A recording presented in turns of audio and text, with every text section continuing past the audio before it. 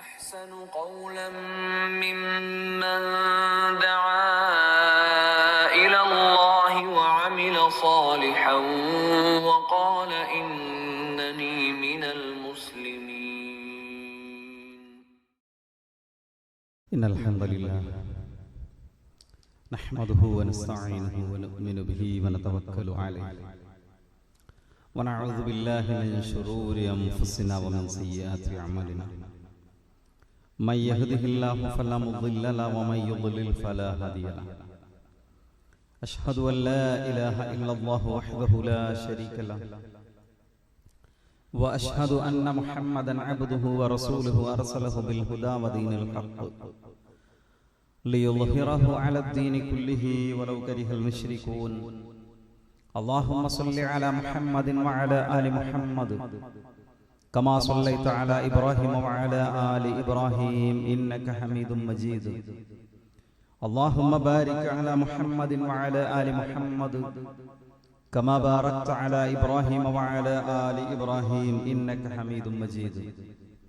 أما بعد فإن أصدق الحديث كتاب الله وأحسن السنن سنن محمد صلى الله عليه وسلم وشر الأمور محدثاتها وكل محدثة بدعة وكل بدعة ضلالة. يا أيها الذين آمنوا اتقوا الله حق تقاته ولا تموتن إلا وأنتم مسلمون. സ്നേഹം നിറഞ്ഞ സഹോദരി സഹോദരന്മാരെ, വിശ്വാസികളെ, പ്രപഞ്ചനാഥനായ അല്ലാഹുവിനെ സൂക്ഷിച്ച് അല്ലാഹു സുബ്ഹാനഹു വ തആലയുടെ നിയമനിർദ്ദേശങ്ങളും വിധിവിലക്കുകളും ജീവിതത്തിന്റെ എല്ലാ സമയത്തിലും സന്ദർഭത്തിലും സൂക്ഷിച്ചും പാലിച്ചും ജീവിക്കണേ എന്ന് ആമുഖമായി ഓർമ്മപ്പെടുത്തുന്നു, വസിയത്ത് ചെയ്യുന്നു. അല്ലാഹു അവന്റെ സജ്ജനങ്ങളിൽ മുത്തഖീങ്ങളിൽ നമ്മെ എല്ലാവരെയും ഉൾപ്പെടുത്തി അനുഗ്രഹിക്കുമാറാകട്ടെ. മുസ്ലിങ്ങളുമായി ബന്ധപ്പെട്ട ഇസ്ലാമിന്റെ ഓരോ ചിഹ്നങ്ങളും എങ്ങനെ ഒരു വിവാദ കഥാപാത്രമായി മാറ്റാം എന്ന ഒരു രീതിയാണ് ഇന്ന് നമ്മൾ കണ്ടുകൊണ്ടിരിക്കുന്നത്. ഏറ്റവും അവസാനം ഇസ്ലാമിലെ ഹിജാബ് ഒരിക്കൽ കൂടി ചർച്ചയ്ക്ക് വന്നിരിക്കുന്നു. പെൺകുട്ടികൾ ധരിക്കേണ്ട ശിരോവസ്ത്രം, സ്ത്രീകളുടെ തലയിലെ തട്ടം വീണ്ടും ഒരു ചർച്ചയ്ക്ക് ഇവിടെ വിധേയമാവുകയാണ്. എന്തുകൊണ്ടാണ് ഏതൊരു സാഹചര്യത്തിലും ഒരു മുസ്ലിം സ്ത്രീക്ക് തന്റെ ഹിജാബ് അണിയേണ്ടതുണ്ട് എന്ന ഒരവസ്ഥയുണ്ടാകുന്നത്, ഒരു സ്ത്രീ അങ്ങനെ ചിന്തിക്കുന്നത് എന്തുകൊണ്ടാണ്? ആവർത്തിച്ച് സൂചിപ്പിക്കാറുള്ളത് പോലെ മതം ആരാധനകൾ മാത്രമല്ല പഠിപ്പിക്കുന്നത്, മതം വിശ്വാസം മാത്രമല്ല പഠിപ്പിക്കുന്നത്. ഒരു മനുഷ്യ ജീവിതത്തിന്റെ സകലമാന മേഖലകളിലും ഇസ്ലാമിന് വളരെ വ്യക്തവും കൃത്യവുമായ മാർഗനിർദ്ദേശങ്ങൾ പറയാനുണ്ട്. വസ്ത്രധാരണത്തിന്റെ വേഷവിധാനത്തിന്റെ കാര്യത്തിലും ഒരു വിശ്വാസിക്ക് വിശ്വാസമനുസരിച്ചുള്ള മതത്തിന്റെ നിയമങ്ങൾ പഠിപ്പിക്കുന്ന ചില വേഷവിധാനങ്ങളുണ്ട്. അത് ഇസ്ലാമിന്റെ അടിസ്ഥാന കാര്യങ്ങളിൽപ്പെട്ടതാണ്. ഗൗരവപൂർവ്വം പഠിപ്പിക്കുന്ന, ഐച്ഛികമായി ചെയ്യേണ്ട ഒന്നല്ല, നിർബന്ധമായി ചെയ്യേണ്ട കാര്യമാണ്. അതുകൊണ്ട് തന്നെ ആ ഒരു നിർബന്ധ കാര്യം ജീവിതത്തിന്റെ എല്ലാ സമയത്തും പാലിക്കാൻ ഒരു വിശ്വാസി ശ്രമിച്ചുകൊണ്ടേയിരിക്കും. അത് പഠന സ്ഥലത്താണെങ്കിലും ജോലി സ്ഥലത്താണെങ്കിലും പൊതു ഇടങ്ങളിലാണെങ്കിലും തീർത്തും സ്വകാര്യമായ വീടകങ്ങളിലാണെങ്കിലും അത് നടപ്പിലാക്കാൻ ശ്രമിക്കും. അത് വിശ്വാസത്തിന്റെ ഭാഗമാണ്. നാം ജീവിക്കുന്ന രാജ്യവും സംവിധാനങ്ങളും അതിന് പൂർണ്ണമായ സ്വാതന്ത്ര്യം വകവെച്ചു നൽകുകയും ചെയ്യുന്നു. ഇന്ത്യ രാജ്യം ഒരു വിശ്വാസിയുടെ വിശ്വാസപരമായ ആചാരപരമായ കാര്യങ്ങൾക്ക് പൂർണ്ണമായ സ്വാതന്ത്ര്യം നൽകുന്നുണ്ട്. ഒരു വിശ്വാസി എന്ത് നിർബന്ധപൂർവം ചെയ്യണം, എന്ത് നിർബന്ധമായും ചെയ്തുകൂടാ എന്ന് തീരുമാനിക്കേണ്ടത് മതമാണ് എന്നതാണ് ഇന്ത്യൻ നിയമവ്യവസ്ഥിതിയുടെ അല്ലെങ്കിൽ ഭരണഘടനയുടെ അടിത്തറ എന്ന് പറയുന്നത്. നിങ്ങൾ എന്തിന് അത് ചെയ്യണം, നിങ്ങൾക്ക് എന്തുകൊണ്ട് അത് ഉപേക്ഷിച്ചുകൂടാ എന്ന ചോദ്യം ഒരു മതവിശ്വാസിയോടും ചോദിക്കാൻ പാടില്ല. പക്ഷെ പലപ്പോഴും അത്തരം വേഷങ്ങൾ ചർച്ചയ്ക്ക് വരികയും അതിനെ വളരെ മോശമായ രൂപത്തിൽ ചിത്രീകരിക്കാൻ ശ്രമിക്കുകയും ചെയ്യുന്നുണ്ട്. മതം പഠിപ്പിക്കുന്നത് ഒരു സ്ത്രീയാകട്ടെ പുരുഷനാകട്ടെ തന്റെ നഗ്നത മറക്കണം എന്നാണ്. നഗ്നത വെളിപ്പെടാൻ പാടില്ല. അത് ഏറ്റവും ഉയർന്ന ഒരു ചിന്താഗതിയാണ്, ഉയർന്ന ഒരു സംസ്കാരമാണ്, ഏതൊരു മനുഷ്യനും അംഗീകരിക്കാവുന്ന ഒരു ആശയമാണ്. നാണം മറക്കണം എന്നത് ഒരു മിനിമം സാമാന്യ ബുദ്ധിയിൽപ്പെട്ടതാണ്. പുരുഷന്റെ നഗ്നത എന്താണെന്ന് ഇസ്ലാം വളരെ കൃത്യമായി പഠിപ്പിച്ചു. സ്ത്രീയുടെ നഗ്നത എന്താണെന്ന് വളരെ കൃത്യമായി ഇസ്ലാം പഠിപ്പിച്ചു. പുരുഷന്റെയും സ്ത്രീയുടെയും ശാരീരികമായ മാനസികമായ വ്യത്യാസങ്ങൾക്കനുസരിച്ച് അള്ളാഹു ആണല്ലോ രണ്ടാളെയും സൃഷ്ടിച്ചത്. ഇസ്ലാം രണ്ടുപേർക്കുമുള്ള നഗ്നതകളെ വ്യത്യസ്തമാക്കിയിട്ടാണ് കൊടുത്തിട്ടുള്ളത്. പുരുഷന്റെ എല്ലാ ഭാഗവും നഗ്നമല്ല, നഗ്നതയല്ല, എല്ലാ ഭാഗവും മറക്കപ്പെടേണ്ടതല്ല. എന്നാൽ സ്ത്രീയെ സംബന്ധിച്ചിടത്തോളം മുഖവും മുൻകൈയും ഒഴിച്ചുള്ള എല്ലാ ഭാഗവും നഗ്നതയാണ്. മുഖം മറക്കേണ്ടത് നിർബന്ധമാണോ അല്ലേ എന്നതിൽ പണ്ഡിതാഭിപ്രായ വ്യത്യാസങ്ങൾ നമുക്ക് കാണാൻ പറ്റും. നമ്മൾ പലതവണ ചർച്ച ചെയ്തതാണ്. സൂറ അഹ്സാബിലെ 59-ാമത്തെ ആയത്ത്, യാ അയ്യുഹൻ നബി, ഹേ പ്രവാചകരെ, ഖുൽ ലിഅസ്വാജിക വബനാതിക വനിസാഇൽ മുഅ്മിനീൻ, അങ്ങയുടെ ഭാര്യമാരോടും പെൺമക്കളോടും വിശ്വാസിനികളായ സ്ത്രീകളോടും യുദ്നീന അലൈഹിന്ന മിൻ ജലാബീബിഹിൻ, അവരുടെ മൂടുപടങ്ങൾ മുകളിലൂടെ താഴ്ത്തിയിടാൻ അങ്ങ് പറയണം. അല്ലാഹു സുബ്ഹാനഹു വ തആല ഖുർആനിൽ കൃത്യമായി പഠിപ്പിച്ചു. സ്ത്രീ അവളുടെ ശരീരത്തിന്റെ നഗ്നത മറക്കണം എന്ന് സംശയമില്ലാത്ത വിധം പഠിപ്പിക്കുകയാണ്. ഹദീസുകളിലേക്ക് പോയാൽ കുറച്ചുകൂടി വ്യക്തമായി ചില നിർദ്ദേശങ്ങൾ കാണാൻ പറ്റും. പുരുഷന്മാരുടെ വസ്ത്രത്തെ കുറിച്ച് പ്രവാചകൻ പറഞ്ഞു, മൻ ജറ സൗബഹു ഖുയലാഅ ലം യൻദുരില്ലാഹു ഇലൈഹി യൗമൽ ഖിയാമ, നിര്യാണിക്ക് താഴെ വസ്ത്രം വലിച്ചിഴക്കുന്നവന് നാളെ പരലോകത്ത് അല്ലാഹുവിന്റെ കാരുണ്യത്തിന്റെ നോട്ടം ഉണ്ടാവുകയില്ല. അപ്പോൾ ഉമ്മു സലമ റളിയല്ലാഹു അൻഹ ചോദിച്ചു, ഫകൈഫ യസ്നഉ നിസാഉ ബിദുയൂലിഹിൻ, പ്രവാചകരെ, സ്ത്രീകളുടെ താഴേക്ക് ഇറങ്ങിപ്പോയ വസ്ത്രത്തെ സ്ത്രീകൾ എന്താണ് ചെയ്യേണ്ടത്? നബി പറഞ്ഞു, യുർഖീന ശിബ്റ, അവർ കാലിന് താഴെ ഒരു മുഴം നീട്ടിയിടണം. ഖാലത് ഇദൻ തൻകശിഫു അഖ്ദാമഹുന്ന, അവരുടെ കാലുകൾ ഒരു മുഴം താഴെ വസ്ത്രം ബാക്കി വെച്ചാലും അവരുടെ കാലുകൾ ആളുകൾ കാണും, അത് പ്രകടമാകും. അപ്പോൾ നബി സല്ലല്ലാഹു അലൈഹി വസല്ലം പറഞ്ഞു, ഫയുർഖീന ദിറാഅൻ ലാ യസിദ്ന അലൈഹി, എങ്കിൽ ഒരു മുഴം അവർ കാലിന് താഴെ വസ്ത്രം നീട്ടിയിടട്ടെ, അതിനേക്കാൾ കൂടുതൽ വർദ്ധിപ്പിക്കാൻ പാടില്ല. അപ്പോ വേറെ ചില റിവായത്തുകളിൽ കാണാം, സ്വഹാബ വനിത പ്രവാചകനോട് സംശയം ചോദിക്കുന്നുണ്ട്, ഞങ്ങൾ നടന്നു പോകുന്ന സ്ഥലങ്ങളിൽ നജസുണ്ടെങ്കിലോ മാലിന്യമുണ്ടെങ്കിലോ അത് ഞങ്ങളുടെ വസ്ത്രത്തിലാകുന്നത് പ്രശ്നമാകില്ലേ? നബി സല്ലല്ലാഹു അലൈഹി വസല്ലം അതിന് മറുപടി പറഞ്ഞത്, അവരുടെ വസ്ത്രത്തിലെ നജസിനെ മണ്ണ് ശുദ്ധീകരിക്കും. മുഹമ്മദ് നബിയുടെ ഉമ്മത്തിന്റെ ഒരു പ്രത്യേകതയായി പ്രവാചകൻ പറഞ്ഞത്, മുഹമ്മദ് നബിയുടെ ഉമ്മത്തിന് സല്ലല്ലാഹു അലൈഹി വസല്ലം ശുദ്ധീകരണത്തിന് വെള്ളം മാത്രമല്ല അല്ലാഹു നൽകിയത്, മണ്ണുകൂടി ശുദ്ധീകരിക്കാനുള്ള വസ്തുവായി നൽകിയിട്ടുണ്ട്. മണ്ണുകൂടി ശുദ്ധീകരണത്തിന്റെ തയമ്മം നമുക്കറിയാം. മലമൂത്ര വിസർജനം നടത്തിയാൽ കല്ലുപോലെയുള്ള വസ്തുക്കൾ കൊണ്ട് അത് ശുദ്ധീകരിക്കുന്നതിനെ നമ്മൾ ചെറിയ ക്ലാസ്സിൽ തന്നെ പഠിച്ചിട്ടുണ്ട്. നായ തലയിട്ട പാത്രം ശുദ്ധീകരിക്കുമ്പോൾ ഒരു തവണ മണ്ണു കലക്കിയ വെള്ളം ഉപയോഗിക്കാൻ പ്രവാചകൻ പഠിപ്പിച്ചത് നമുക്കറിയാം.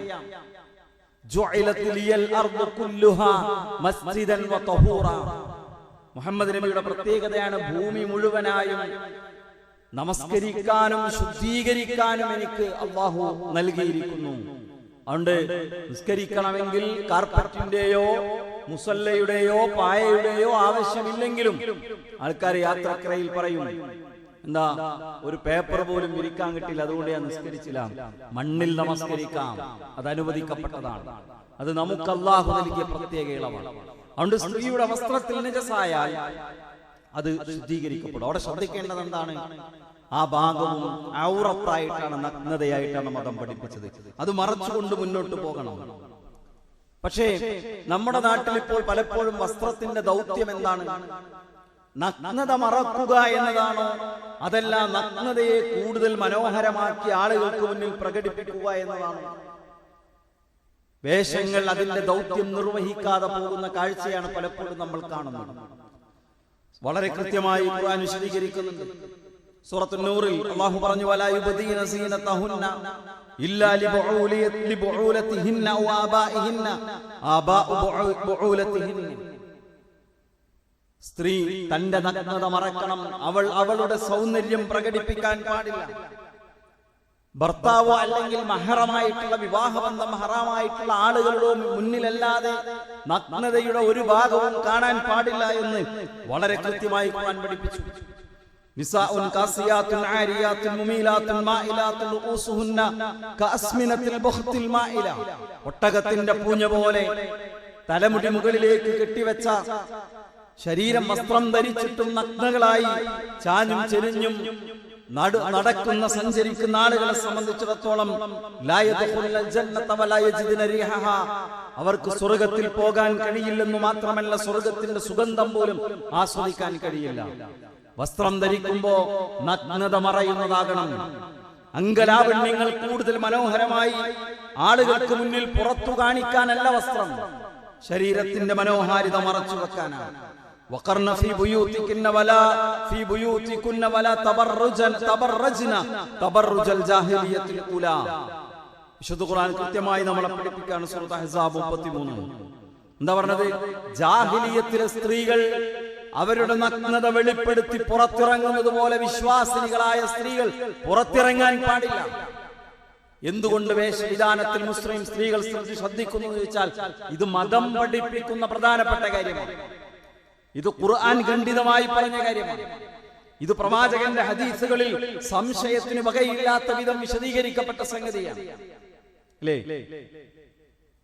എന്തുകൊണ്ടാണ്, എന്തിനു വേണ്ടി ഈ വേഷം ധരിക്കുന്നു, എന്തിനു വേണ്ടി വേഷം ധരിക്കുന്നു എന്നൊരു മുസ്ലിമിനോട് ചോദിച്ചാൽ, ഒരു മുസ്ലിം പെൺകുട്ടിയോട് ചോദിച്ചാൽ, ഒരു സ്ത്രീയോട് ചോദിച്ചാൽ അതിന് പറയപ്പെടേണ്ട ചില ഉത്തരങ്ങളുണ്ട്.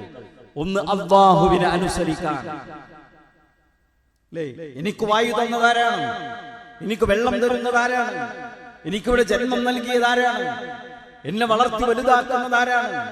ഈ ഭൂമി എനിക്ക് സൗകര്യം ചെയ്തു തന്നവനാരാണ്? ആ റബ്ബിനോട് എനിക്കൊരു നന്ദി ഉണ്ടാകണം. ആ റബ്ബെന്നോട് പറഞ്ഞത് ഈ വേഷം ധരിക്കാനാണ്. ആ റബ്ബെന്നോട് പറഞ്ഞത് ഞെരിയാണിക്ക് താഴെ വസ്ത്രം പോകരുതെന്നാണ് പുരുഷനോട്. ആ റബ്ബ് സ്ത്രീയോട് കൽപ്പിച്ച വേഷം ഇതാണ്. അതുകൊണ്ട് ആ റബ്ബിനോട് എന്നെ സൃഷ്ടിച്ച റബ്ബിനോട് എനിക്ക് നന്ദി കാണിക്കണം. ആ റബ്ബിനെ ഞാൻ അനുസരിക്കുന്നു. അതുകൊണ്ട് മതം പഠിപ്പിക്കുന്ന വേഷം ഞാൻ ധരിക്കുന്നു.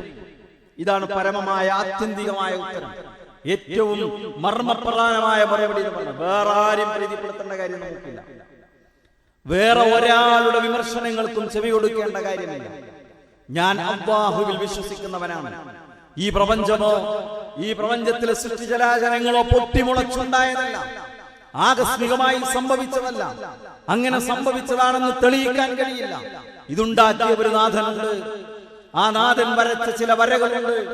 ഈ പ്രപഞ്ചം അഖിലവും സഞ്ചരിക്കുന്നത് റബ്ബ് നിശ്ചയിച്ച വഴികളിലൂടെയാണ്. നക്ഷത്രങ്ങൾ ചലിക്കുന്നത്, ഗ്രഹങ്ങൾ അതിന്റെ ഭ്രമണപഥങ്ങളിലൂടെ കടന്നു പോകുന്നത്, കോടാനക്കോടി ഗ്രഹങ്ങളായി, നക്ഷത്രങ്ങളായി, ഉപഗ്രഹങ്ങളായി, പൾസാറുകളായി, കോസാറുകളായി, ഇതൊന്നും കൂട്ടിമുട്ടാതെ പരസ്പരം തമ്മിലടിക്കാതെ വളരെ സ്മൂത്തായി പ്രപഞ്ചം നിലനിൽക്കുന്നത് എന്തുകൊണ്ടാ? റബ്ബ് നിശ്ചയിച്ച സൂര്യന് റബ്ബ് നിശ്ചയിച്ച ഭ്രമണപഥമുണ്ട്. ചന്ദ്രൻ അല്ലാഹു നിശ്ചയിച്ച പാതകളുണ്ട്. എല്ലാം അങ്ങനെ നടക്കുന്നുണ്ട്. മനുഷ്യനും റബ്ബ് നിശ്ചയിച്ച വഴിയിലൂടെ സഞ്ചരിക്കുമ്പോ എല്ലാം സ്മൂത്തായി മുന്നോട്ട് പോകും. അതുകൊണ്ട് ആ റബ്ബ് കൽപ്പിച്ച കൽപ്പനയെ ഞാൻ അനുസരിക്കുന്നു. അതാണ് ഒരു സ്ത്രീയുടെ ഒന്നാമത്തെ മറുപടി. ഇനിയോ ഖുർആൻ തന്നെ വേഷവിധാനം പഠിപ്പിക്കുന്ന സൂറത്ത് അഹ്സാബിന്റെ 59 നിങ്ങൾ എന്തുകൊണ്ട് മൂടുപടങ്ങൾ ശരീരത്തിന് മുകളിലൂടെ താഴ്ത്തിയിടണമെന്ന് പറയുമ്പോ ഖുർആൻ തന്നെ രണ്ട് കാരണങ്ങൾ, രണ്ട് ന്യായങ്ങൾ അതിന് പറഞ്ഞു. എന്താണ് രണ്ട് ന്യായങ്ങൾ? ഒന്ന്,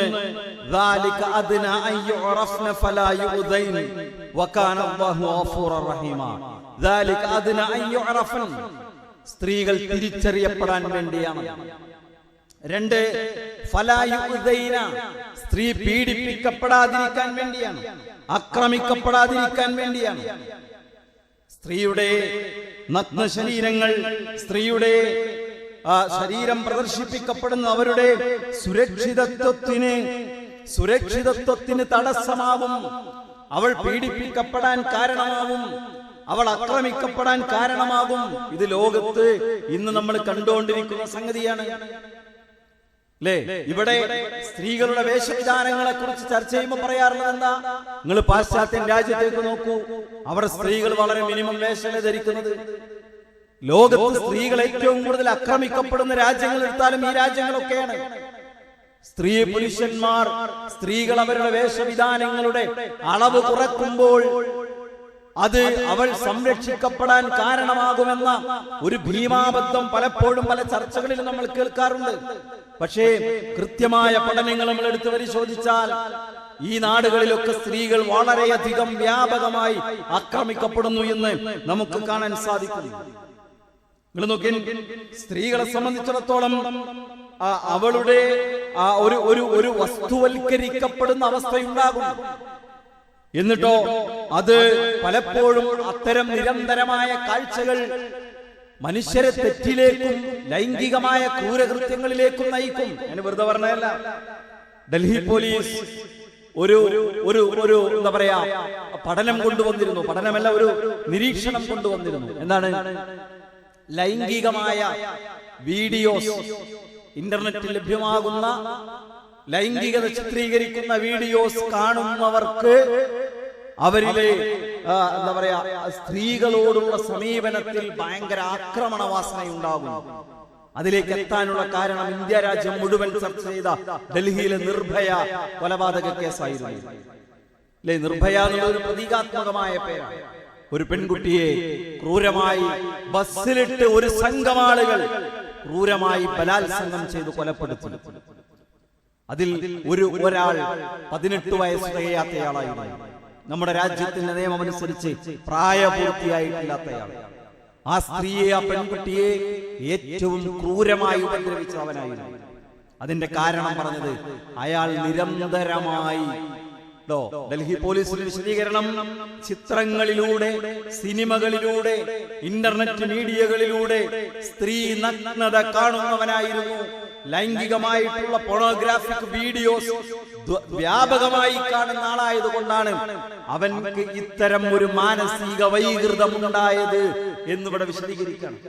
ഞാൻ പറയുന്നത് ഏതെങ്കിലും തരത്തിലുള്ള സ്ത്രീ സുരക്ഷയ്ക്ക് അവളുടെ നഗ്നത പ്രദർശിപ്പിക്കപ്പെടുന്നത് പുരുഷൻ കാണുന്നത് കാരണമാകുന്നുണ്ടോ എന്ന് ചോദിച്ചാൽ ഇത്തരം ധാരാളം ഉദാഹരണങ്ങൾ നമുക്ക് കാണാൻ പറ്റും. പലപ്പോഴും സാമൂഹ്യ മാധ്യമങ്ങളിൽ വലിയ ചർച്ചയാകുന്ന ചില സെലിബ്രിറ്റി വനിതകളുടെ, ലേഡി സെലിബ്രിറ്റികളുടെ വീഡിയോസ്, ഇന്റർവ്യൂകൾ വരാറുണ്ട്. എന്താ പറയുന്നത്? ഞങ്ങള് സൂപ്പർ മാർക്കറ്റുകളിൽ പോകുന്നു, ഞങ്ങൾ ആര് കണ്ടാലും തിരിച്ചറിയാവുന്ന അറിയപ്പെട്ട സിനിമാ രംഗത്തൊക്കെ ഉള്ള ആളുകൾ പറയണം, ഞങ്ങൾ പർച്ചേസിങ്ങിന് പോകുന്നു. അപ്പൊ ഞങ്ങൾ എങ്ങനെ പോകും? ഞങ്ങൾ നിഖാബ് ധരിച്ച്, പർദ്ദ ധരിച്ച് പുറത്തിറങ്ങും. ആരാണ്? ഇസ്ലാമുമായി യാതൊരു ബന്ധവുമില്ലാത്ത ആളുകൾ. ധാരാളം വീഡിയോസ് നമുക്ക് കാണാൻ പറ്റും. ഇസ്ലാമുമായി ഒരു ബന്ധവുമില്ലാത്ത ആളുകൾ അവർ പറയാൻ ഞങ്ങൾ പർദ്ദ ധരിച്ചിട്ടാണ്. ഞാൻ ഈ അടുത്ത് എനിക്കൊരാൾ ഇന്റർവ്യൂ അയച്ചു തന്നു. ആ സ്ത്രീ പറയുന്നുണ്ട്, ഞാൻ ഇങ്ങനെ അന്തം വിട്ടുപോയി, എനിക്കൊരാൾ നിർദ്ദേശിച്ചു, എന്റെ സീനിയറായ ഒരാൾ നിർദ്ദേശിച്ചു പർദ്ദ ധരിച്ചു പോയാൽ മതി സൂപ്പർ മാർക്കറ്റിൽ, ഹൈപ്പർ മാർക്കറ്റിൽ. ഞാൻ അങ്ങനെ പോയി. ഞാൻ ഇൻവിസിബിൾ ആണോ? ഞാൻ എന്നെ ആരും കാണാത്തൊരവസ്ഥയാണോ എനിക്കുള്ളത്? ഞാൻ ചിന്തിച്ചു പോയി. ആരും എന്നെ നോക്കുന്നില്ല. ഒരു കാമവറിയന്റെ കഴുകക്കണ്ണുകൾക്കും സ്ത്രീ ശരീരം വിട്ടുകൊടുക്കാത്ത അവസ്ഥയാണ് ഇസ്ലാം പഠിപ്പിക്കുന്ന വേഷവിധാനം എന്ന് പറയുന്നത്. സുരക്ഷിതമായി എനിക്ക് ചെയ്യാനുള്ളതെല്ലാം ചെയ്ത് ഞാൻ എന്റെ വീട്ടിലേക്ക് എത്തി. ഇതൊരു ഭയങ്കര സുരക്ഷിതത്വമാണ്. പർദ്ദ ധരിച്ചതിന്റെ പേരിൽ ആക്രമിക്കപ്പെട്ട ഏതെങ്കിലും ഒരു സ്ത്രീകൾ കണ്ടിട്ടുണ്ടോ? പർദ്ദ ധരിച്ചതിന്റെ പേരിൽ മോശം കണ്ണുകളോടെ നോക്കുന്ന അല്ലെങ്കിൽ അത്തരം ഒരു കാഴ്ചക്ക് വിധേയമാകുന്ന അനുഭവം പങ്കുവെച്ച ഏതെങ്കിലും സ്ത്രീയെ കുറിച്ച് നിങ്ങൾ കേട്ടിട്ടുണ്ടോ? തിരിച്ചാണെങ്കിൽ ധാരാളം നമുക്ക് കാണാൻ കഴിയും, ധാരാളം നമുക്ക് കേൾക്കാൻ കഴിയും. ഞാൻ പറഞ്ഞത് മതത്തിന്റെ നിയമം അനുസരിക്കുമ്പോൾ കിട്ടുന്ന ഒരു വലിയ സുരക്ഷിതത്വമുണ്ട്. നഗ്നത മറച്ചതിന്റെ പേരിൽ ആരും ആക്രമിക്കപ്പെട്ടിട്ടില്ല. പിന്നെ ഇതിനെതിരെ ഇങ്ങനെ വിമർശനങ്ങൾ നിരന്തരമായി വന്നുകൊണ്ടിരിക്കുക, ആവർത്തിച്ച് നിരന്തരമായി പല പല കോണുകളിൽ നിന്ന് ഒട്ടും അടിസ്ഥാനമില്ലാത്ത ആരോപണങ്ങൾ. എന്താ പറഞ്ഞത്? ചാക്കിൽ കെട്ടിപ്പൊതിഞ്ഞവൾ. നിങ്ങൾ ഈ വാർത്തകൾ നോക്കൂ, അതുമായി ബന്ധപ്പെട്ട ചർച്ചകൾ നോക്കൂ, അതിന്റെ വാർത്തകളുടെ കമന്റ് ബോക്സുകൾ നോക്കൂ. എന്താ പറയുക? ചാക്കിൽ കെട്ടിപ്പൊതിയപ്പെട്ട സ്ത്രീ ശരീരങ്ങൾ. പിന്നെ സ്ത്രീകളെ പർദ്ദക്കുള്ളിൽ തളച്ചിടുന്നവർ, സ്ത്രീകളുടെ സ്വാതന്ത്ര്യം നിഷേധിക്കുന്നവർ, സ്ത്രീകൾക്കുമേൽ കറുത്ത വസ്ത്രം അടിച്ചേൽപ്പിക്കുന്നവർ. വേഷം കറുത്ത തന്നെ ആകണമെന്നില്ല, കറുത്ത വസ്ത്രം എന്തെല്ലാം വിമർശനങ്ങളാണ്. യഥാർത്ഥത്തിൽ പുരുഷന്മാർ മുസ്ലിം സ്ത്രീകളുടെ മേൽ ഇതിങ്ങനെ അടിച്ചേൽപ്പിക്കുക എന്നുള്ളതാണ്. അതാണോ മഹാഭൂരിഭാഗം സ്ത്രീകളുടെയും കേസ് എന്ന് പറയുന്നത്? രക്ഷിതാക്കളെ സംബന്ധിച്ചിടത്തോളം രക്ഷിതാക്കൾ അതിൽ സമ്മർദ്ദം ചെലുത്തുന്നുണ്ടാവും. അത് സ്വാഭാവികമാണ്. കുട്ടികളുടെ എല്ലാ കാര്യങ്ങളെയും, അത് ഏതു മതത്തിൽപ്പെട്ട ആളാണെങ്കിലും അവർക്ക് ഗുണമുള്ളത് അവരെ പരിശീലിപ്പിക്കുക എന്നുള്ളത് ഒരു രക്ഷിതാവിന്റെ പ്രാഥമിക കാര്യമാണ്. അത് ഞാൻ ചെയ്യും, നിങ്ങൾ ചെയ്യും, ഏത് രക്ഷിതാവും ചെയ്യും. പക്ഷെ പ്രായപൂർത്തിയെത്തിയ ഒരു സ്ത്രീയെ സംബന്ധിച്ചിടത്തോളം നിഖാബ് ധരിക്കുന്നുണ്ടെങ്കിൽ, ശിരോവസ്ത്രം ധരിക്കുന്നുണ്ടെങ്കിൽ, പർദ്ദ ധരിക്കുന്നുണ്ടെങ്കിൽ, അബായ ധരിക്കുന്നുണ്ടെങ്കിൽ അത് അവളുടെ ഇഷ്ടത്തിനനുസരിച്ചാണ്. ഈ അടുത്ത് ഒരു വീഡിയോ കാണുന്നുണ്ടായി. എന്താണെന്നറിയോ? ഒരാളിങ്ങനെ ഒരു 2021-22 ഒക്കെ ഉള്ള സമയത്തുള്ള വീഡിയോ, ഒരു ഐഫോൺ, അന്നിറങ്ങിയ ഏറ്റവും പുതിയ ഐഫോണിന്റെ വേർഷൻ, അത് എന്താണ്, അത് കയ്യിൽ ഒരു ബാഗിൽ പുതിയൊരു പീസ് അത് കയ്യിൽ പിടിച്ചിട്ടുണ്ട്. അയാളുടെ കയ്യിൽ കുറെ പണമുണ്ട്. എന്നിട്ട് മുസ്ലിം പെൺകുട്ടികളോട് പോയിട്ട് പറയണം, നിങ്ങൾക്ക് $10,000 എന്റെ കയ്യിലുണ്ട് കേട്ടോ, ഇപ്പൊ ലേറ്റസ്റ്റ് എഡിഷൻ ഐഫോൺ എന്റെ കയ്യിലുണ്ട്, നിങ്ങൾ ഹിജാബ് മാറ്റിയാൽ ഞാനിത് തരാം. ആ സ്ത്രീകൾ പറയും, വീഡിയോസ് ഇന്ന് ഞാൻ രാവിലെ ആ വീഡിയോ ഒന്ന് ഉറപ്പുവരുത്താൻ വേണ്ടി, വെരിഫൈ ചെയ്യാൻ വേണ്ടി എടുത്തു. പെൺകുട്ടികൾ പറയണം, വേണ്ട, $10,000 വേണ്ട, ഐഫോണും വേണ്ട, ഇത് ഞാൻ ഒഴിവാക്കുക. ഇതെന്റെ വിശ്വാസമാണ്, ഇതെന്റെ വിശ്വാസമാണ്. എന്നിട്ട് ഇവിടെ ഇല്ലാത്ത ഒരു നുണ പടച്ചുവിടാൻ, ആളുകളെ തെറ്റിദ്ധരിപ്പിക്കാൻ, സ്ത്രീകളെ, മുസ്ലിം സ്ത്രീകൾ ആരോ പിടിച്ചുകെട്ടി കറുത്ത ചാക്കിനുള്ളിൽ കയറ്റി വെച്ചു എന്ന പച്ച നുണ പ്രചരിപ്പിക്കുന്നു, ജനങ്ങളെ തെറ്റിദ്ധരിപ്പിക്കുന്നു. അതുകൊണ്ട് സ്ത്രീകളെ സംബന്ധിച്ചിടത്തോളം ഇത് അവരുടെ മേൽ ആരും അടിച്ചേൽപ്പിക്കുന്നതല്ല. മുസ്ലിം സ്ത്രീകൾ ആരാധനാ മനസ്സോടുകൂടി ചെയ്യുന്നതാണിത്. അല്ലാഹുവിന്റെ കൂലി കിട്ടാൻ, പരലോകത്ത് രക്ഷ നേടാൻ എന്റെ റബ്ബ് എന്നോട് കൽപ്പിച്ച വേഷവിധാനം ഞാൻ ധരിക്കുന്നു. പള്ളിയിൽ വന്ന് നമസ്കരിക്കുന്നത് പോലെ, നോമ്പെടുക്കുന്നത് പോലെ, സദഖ കൊടുക്കുന്നത് പോലെ, ഖുർആൻ ഓതുമ്പോൾ ഉണ്ടാകുന്ന നിയ്യത്തും മനസ്സുമാണ് സ്ത്രീകളെ സംബന്ധിച്ചിടത്തോളം അവർ ഹിജാബ് ധരിക്കുമ്പോൾ, വേഷം ധരിക്കുമ്പോൾ ഉണ്ടാകുന്നത് എന്ന് നമ്മൾ മറക്കാൻ പാടില്ല. നിങ്ങൾ നോക്കി, ഈ ഇത്തരം വിമർശനങ്ങൾ ഉന്നയിക്കുന്നവരുടെ കാപട്യം, എന്തുമാത്രം വലിയ കാപട്യമാണ് ഇവരൊക്കെ വെച്ച് പുലർത്തുന്നത്. ഒരു ഭാഗത്ത് അവർ വ്യക്തി സ്വാതന്ത്ര്യത്തെ കുറിച്ച് പറയും, അല്ലേ, നിങ്ങൾ എന്തിനാ മുസ്ലിം പെൺകുട്ടികളെ പർദ്ദക്കുള്ളിൽ അടിച്ചിടുന്നത്, അവർക്ക് വ്യക്തി സ്വാതന്ത്ര്യമില്ലേ എന്ന് ചോദിക്കും. എന്നാൽ മറുഭാഗത്ത് ഒരു വ്യക്തി അയാളുടെ ഇഷ്ടമനുസരിച്ച്, വിശ്വാസമനുസരിച്ച് ഞാൻ ഹിജാബ് ധരിക്കാമെന്ന് തീരുമാനിച്ചാലോ അതിന് സമ്മതിക്കൂല, അതിനെതിരെ സംസാരിച്ചുകൊണ്ടിരിക്കും. അല്ലേ, ഒരു ഭാഗത്ത് വ്യക്തി സ്വാതന്ത്ര്യത്തെ കുറിച്ചും വ്യക്തികളുടെ അവകാശങ്ങളെ കുറിച്ചും വാദോരാതെ സംസാരിക്കുന്നത് ഒരു മുസ്ലിമാണ് ഇപ്പുറത്തെങ്കിൽ, ഒരു മുസ്ലിം സ്ത്രീയാണ് മറുവശത്തെങ്കിൽ, അവൾ അവളുടെ ഹിജാബ് ധരിക്കാനുള്ള സ്വാതന്ത്ര്യത്തെ കുറിച്ചാണ് പറയുന്നതെങ്കിൽ അതിനെതിരായിരിക്കും. അപ്പൊ വ്യക്തി സ്വാതന്ത്ര്യമില്ല, അപ്പൊ വിശ്വാസ സ്വാതന്ത്ര്യമില്ല. അല്ലേ, സ്വന്തം ഓരോ വ്യക്തിയുടെയും അവരുടെ സ്വന്തം ഇഷ്ടത്തെ നിഷേധിക്കുന്നതാണ് പുതിയ കാലത്തെ പുരോഗമനമെന്ന വിരോധാഭാസമാണ് നമ്മൾ ഇന്ന് കണ്ടുകൊണ്ടിരിക്കുന്നത്. ഒരാൾ ഇഷ്ടമനുസരിച്ച്, ഒരു പെൺകുട്ടി സ്കൂളിൽ പോകുമ്പോൾ ഇഷ്ടമനുസരിച്ച് ഹിജാബ് ധരിച്ചാൽ അത് പുരോഗമനത്തിനെതിരാണ്.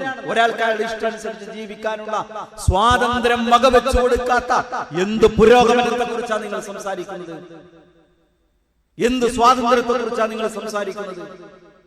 മറ്റൊരാളുടെ ഇഷ്ടത്തെ ഉൾക്കൊള്ളാനുള്ള ഹൃദയ വിശാലതയില്ലെങ്കിൽ എന്ത് ഇടുങ്ങിയ ചിന്താഗതിയുള്ള ആളുകളാണ്. അതുകൊണ്ട് ഇതൊക്കെ പലപ്പോഴും എന്താണ്, കാപട്യമാണ്. നിങ്ങൾ നോക്കി, പർദ്ദ വേണ്ട എന്ന് തീരുമാനിക്കാം, എന്നാൽ പർദ്ദ വേണ്ട എന്നിടത്ത് അവസാനിക്കുന്നു. ഇവർക്ക് നിർവചിക്കാൻ പറ്റുമോ? ഇവർക്ക് പറയാൻ പറ്റുമോ ഏതുവരെ ഒരു സ്ത്രീ വസ്ത്രം തുറന്നിടണമെന്ന്? ഏതുവരെ ഒരു സ്ത്രീ തന്റെ ശരീരം ഒഴിവാക്കണമെന്ന് ഇവർക്ക് പറയാൻ പറ്റുമോ? ഈ അടുത്ത് ഒരു സുഹൃത്ത് പറയണ്ടായി, കേരളത്തിൽ കിസ് ഓഫ് ലവ് എന്നുള്ള ഒരു മൂവ്മെന്റ് ഉണ്ടായി, ചുംബന സമരത്തിന്റെ ആളുകൾ. അപ്പൊ അതിന്റെ മുന്നിൽ നടന്ന കിസ് ഓഫ് ലവിന്റെ ഫൗണ്ടർ, അതിന്റെ സ്ഥാപക എന്നറിയപ്പെടുന്ന ബിടെക് കഴിഞ്ഞ വിദ്യാസമ്പന്നയായ ഒരു പെൺകുട്ടിയെ കുറിച്ച്. ഇന്ന് അവളുടെ ജോലി എന്താണെന്നറിയോ? ഓൺലൈൻ പ്രോസ്റ്റിറ്റ്യൂഷൻ ഏർപ്പാടാണ്. ഓൺലൈനായി സ്ത്രീകളെ എത്തിച്ചു കൊടുക്കുന്ന സംവിധാനം. അപ്പോ തുറന്ന് പുറത്തേക്കിറങ്ങണം സ്ത്രീകൾ എന്ന് പറയുന്നവർ, എന്തിനും പരസ്യമായി ചെയ്യാനുള്ള സ്വാതന്ത്ര്യം വേണമെന്ന് വാദിക്കുന്നവർ, അവരുടെ ഉള്ളിലുള്ളത് അരാജകത്വത്തിന്റെ വൃത്തികെട്ട മനസ്സാണ്. അരാജകത്വത്തിന്റെ വൃത്തികേടുകളാണ് അവരുടെയൊക്കെ ഉള്ളിലുള്ളത്. ഞാൻ പറഞ്ഞത്, തട്ടം ഹിജാബ് മാറ്റി ഷാള് മാത്രം ധരിക്കണം എന്ന് പറഞ്ഞാലോ അത് നിൽക്കോ? ഷാളിനെതിരെയായി. ഷാള് മാറ്റുന്ന പർദ്ദ മാറ്റുന്ന ചുരിദാർ ധരിക്കാൻ പറഞ്ഞാൽ അവിടെ നിൽക്കോ? അവിടെ നിൽക്കൂല. എന്നറിയോ, ഇതൊക്കെ കുറെ ആളുകളുടെ ആവശ്യമാണ്. മിനിമം വസ്ത്രം ധരിക്കുന്നത് അല്ല യഥാർത്ഥത്തിൽ പുരോഗമനം ആണോ? ഏറ്റവും ചെറിയ വസ്ത്രം ധരിക്കുന്നതാണോ പുരോഗമനം? യഥാർത്ഥത്തിൽ മനുഷ്യന്റെ വളർച്ചയെ കുറിച്ച് എന്താണ് പൊതുവിൽ പറയാറുള്ളത്? നേരത്തെ വസ്ത്രങ്ങൾ കുറവായിരുന്നു അല്ലേ? അതാണ് പൊതുവിൽ ഭൗതികമായി പഠിപ്പിക്കപ്പെടാറുള്ളത്. മനുഷ്യൻ ഇങ്ങനെ വളർന്നപ്പോ പുതിയ പുതിയ വസ്ത്രങ്ങൾ കണ്ടെത്തി അല്ലേ? എന്നിട്ടോ കൂടുതൽ കൂടുതൽ വസ്ത്രം ധരിക്കാൻ തുടങ്ങി. അതാണ് പുരോഗമനം എന്നാണ്. മനുഷ്യന്റെ വളർച്ചയുടെ ഭാഗമായി അവന്റെ വേഷം വർദ്ധിച്ചു എന്ന് പറയാം. നിങ്ങൾ നോക്കി, കേരളത്തിൽ ഞാൻ ഒരു വലിയൊരു ചരിത്രത്തിന്റെ വലിയൊരു ഏരിയ ഉണ്ട്. ഇവിടെ സ്ത്രീകൾക്ക് അരക്കുമുകളിൽ വസ്ത്രം ധരിക്കാൻ സ്വാതന്ത്ര്യമില്ലാത്തൊരു കാലം ഉണ്ടായിരുന്നു കേരളത്തിൽ. ചാന്നാർ ലഹളങ്ങൾ കേട്ടിട്ടുണ്ടാകും, അയ്യങ്കാളിയുടെ സമരങ്ങൾ കേട്ടിട്ടുണ്ടാകും അല്ലേ? മാറുമറക്കാനുള്ള സ്വാതന്ത്ര്യമില്ലാത്തത് കൊണ്ട് തന്റെ സ്ഥലം അരിഞ്ഞ് പാത്രത്തിൽ വെച്ചു കൊടുത്ത ഒരു സ്ത്രീയുടെ കഥ ചരിത്രങ്ങൾ കേട്ടിട്ടുണ്ടാവും. ചാന്നാർ ലഹള പറഞ്ഞ തിരുവനന്തപുരത്തൊക്കെ ജീവിക്കുന്ന ചാന്നാർ സമൂഹത്തിന് മാറുമറക്കാനുള്ള സ്വാതന്ത്ര്യത്തിന് വേണ്ടി നടത്തിയ സമരമാണ്. ഒരു 100 കൊല്ലത്തിനപ്പുറം മാറി, അവിടുന്നൊക്കെ മാറി വസ്ത്രമൊക്കെ പൂർണ്ണമായി ധരിക്കാനുള്ള ഒരു അവസ്ഥയുണ്ടാകുന്നു എന്നതാണ് പുരോഗമനം. അതിൽ നിന്ന് വീണ്ടും താഴേക്ക് പോകുന്നു എന്ന് പറഞ്ഞാൽ മനുഷ്യൻ പ്രാകൃതാവസ്ഥയിലേക്ക് മടങ്ങുമെന്നല്ലേ മനസ്സിലാക്കേണ്ടത്? പ്രാകൃതമായ ഒരവസ്ഥയിലേക്ക് മടങ്ങുന്നു എന്നല്ലേ യഥാർത്ഥത്തിൽ നമ്മൾ മനസ്സിലാക്കേണ്ടത്? നിങ്ങൾ നോക്കി, എന്നിട്ട് എന്താണ് ഇവർ കൊണ്ടുവരുന്ന ആഖ്യാനങ്ങൾ? എന്താ പറഞ്ഞു വെക്കുന്നത്? ഇവിടെ ബാഡ് മുസ്ലിം ഉണ്ട്, ഗുഡ് മുസ്ലിം ഉണ്ട്. ഇതൊക്കെ നമ്മൾ ശരിക്കും കേൾക്കണം. എല്ലാ ചാനൽ ചർച്ചയിലും വരികയാണ് ബാഡ് മുസ്ലിമും ഗുഡ് മുസ്ലിം. ആരാ ഗുഡ് മുസ്ലിം? ആരാ ഗുഡ് മുസ്ലിം? അതിങ്ങനെ എന്താണ്, എല്ലാവരോടൊപ്പം ഇങ്ങനെ കൂടിയാടി എല്ലാവരോടൊപ്പം നിൽക്കാൻ പാടില്ല എന്നല്ലേ പറഞ്ഞത്? വേഷങ്ങളിലൊന്നും കൃത്യതയില്ലാത്ത, വേണമെങ്കിൽ വെള്ളിയാഴ്ചയൊക്കെ മാത്രം പള്ളിയിൽ പോകുന്ന ഗുഡ് മുസ്ലിങ്ങളുടെ ഉദാഹരണങ്ങൾ ഒരാൾ വിശദീകരിക്കുന്നുണ്ട്. കേരളത്തിലെ മുസ്ലിം പേരുള്ള സിനിമാ നടന്മാരുടെ പേരൊക്കെ പറഞ്ഞു. അവരൊക്കെയാണ് എന്റെ കാഴ്ചപ്പാടിൽ മുസ്ലിം. സിനിമ അഭിനയിക്കുന്ന, സിനിമ കാണുന്ന, എല്ലാ വൃത്തികേടുകൾക്കും കൂട്ടുനിൽക്കുന്ന പേര് കാനേഷുമാരി, കണക്കെടുപ്പിൽ റേഷൻ കാർഡിലും SLC ബുക്കിലും സർട്ടിഫിക്കറ്റിലും ആധാർ കാർഡിലൊക്കെ മുസ്ലിം എന്ന് രേഖപ്പെടുത്തിയിട്ടുള്ള വേറെ എവിടെയും ഇസ്ലാമില്ല. തഖ്വയോടുകൂടി മതവിശ്വാസം അനുസരിച്ച് ജീവിക്കുന്നവൻ ബാഡ് മുസ്ലിമാണ് എന്ന് പറഞ്ഞു വെക്കാൻ ആളുകളോട്. അതല്ലാത്ത ആളുകളോ അവർ ഗുഡ് മുസ്ലിംസ്. പുതിയ സർട്ടിഫിക്കറ്റ് ഇഷ്യൂ ചെയ്യുന്ന കുറെ ആൾക്കാരുണ്ട്. ഞാൻ പറഞ്ഞത്, ഇവിടെയൊന്നും നമ്മളെ സംബന്ധിച്ചിടത്തോളം തെറ്റിദ്ധരിക്കാനോ തെറ്റായ വഴിയിൽ ചിന്തിക്കാനോ പാടില്ല എന്നാണ് ഞാൻ സൂചിപ്പിക്കുന്നത്. സ്ത്രീകളുടെ വേഷം അഴിക്കുക എന്നത് ആരുടെ ആവശ്യമാണ്? സ്ത്രീകളുടെ ആവശ്യമാണോ? ജസ്റ്റ് ഒന്ന് നിരീക്ഷിച്ചാൽ മതി. ഭയങ്കരമായ സ്റ്റഡീസിന്റെ ആവശ്യമില്ല, പഠനങ്ങളൊന്നും. ജസ്റ്റ് ഒന്ന് നിരീക്ഷിച്ചാൽ മതി. ഈ വാദിക്കുന്ന ആളുകളിൽ ഭൂരിഭാഗവും പുരുഷന്മാർ നിയന്ത്രിക്കുന്നവരോ ആയിരിക്കും, ആണുങ്ങളായിരിക്കും മിക്കവാറും. ഇനി ഏതെങ്കിലും സ്ത്രീകൾ വാദിക്കുന്നുണ്ടെങ്കിൽ തന്നെ അതിന്റെ പിന്നിൽ വേറെ പല ഏജൻസികളുണ്ടാവും. ഈ ആവശ്യങ്ങൾക്ക് വേണ്ടി ഫണ്ട് ചെയ്യുന്നതാരാണ്? പുരുഷന്മാർ നയിക്കുന്ന കോർപ്പറേറ്റുകളാണ്.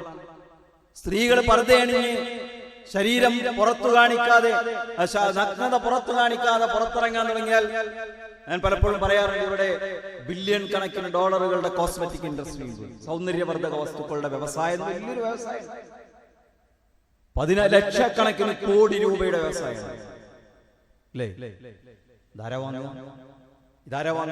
ഇതിനാരാളുണ്ടാവും? നേരത്തെ പറഞ്ഞ ഇന്റർനെറ്റുകളിലൊക്കെ വ്യാപകമായിട്ടുള്ള ഫോൺ വീഡിയോസ്, അത് ഭയങ്കരമായ വ്യവസായമാണ്. അതിലൂടെ ലക്ഷക്കണക്കിന് കോടി രൂപയുടെ എന്താ പറയുക ഇടപാടുകളാണ് നടക്കുന്നത്. അവർക്കൊക്കെ നഷ്ടമാണ്. പരസ്യങ്ങളിൽ അഭിനയിക്കാൻ ആരാണ്ടാവുക? നോക്കൂ, പുരുഷന്റെ വസ്ത്രങ്ങൾക്ക് പോലും സ്ത്രീകളാണ് പരസ്യപ്പലകളിൽ ഉണ്ടാവുക, വീഡിയോസിലുണ്ട്. എന്താ കാരണം? സ്ത്രീയാണ് ആകർഷിക്കപ്പെടുക. പുരുഷന്മാർക്ക് മാത്രമല്ല, സ്ത്രീകൾക്ക് മാത്രമല്ല. നിങ്ങൾ സ്ത്രീകൾ കാണുന്ന വീഡിയോ കണ്ടന്റൊക്കെ എടുത്തു. വീട്ടിലെ പെൺകുട്ടികളും സ്ത്രീകളൊക്കെ എന്തെങ്കിലും തരത്തിൽ വേഷം, ഡ്രസ്സോ ആഭരണമൊക്കെ കാണണമെങ്കിൽ അവർ പോലും കാണുന്നത് പുരുഷൻ അണിഞ്ഞൊരുങ്ങുന്നതല്ല, പിന്നെ സ്ത്രീ അണിഞ്ഞൊരുങ്ങുന്ന വീഡിയോ ആണ്.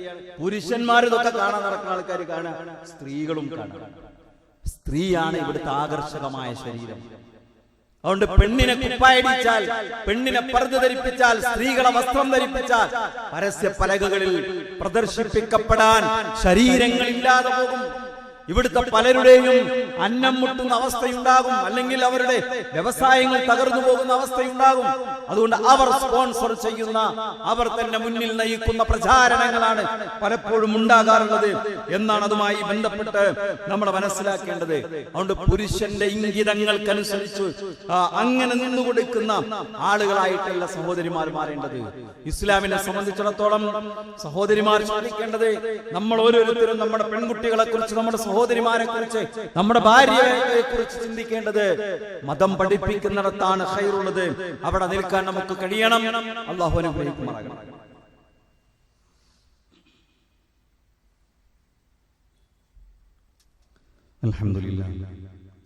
അൽഹംദുലില്ലാഹി റബ്ബിൽ ആലമീൻ വസ്സലാത്തു വസ്സലാമു അലാ നബിയിനാ മുഹമ്മദിൻ വഅലാ ആലിഹി വഅസ്ഹാബിഹി അജ്മഈൻ. അമ്മാ ബഅദ്. ഇത്തഖുല്ലാഹ ഇബാദല്ലാഹ്.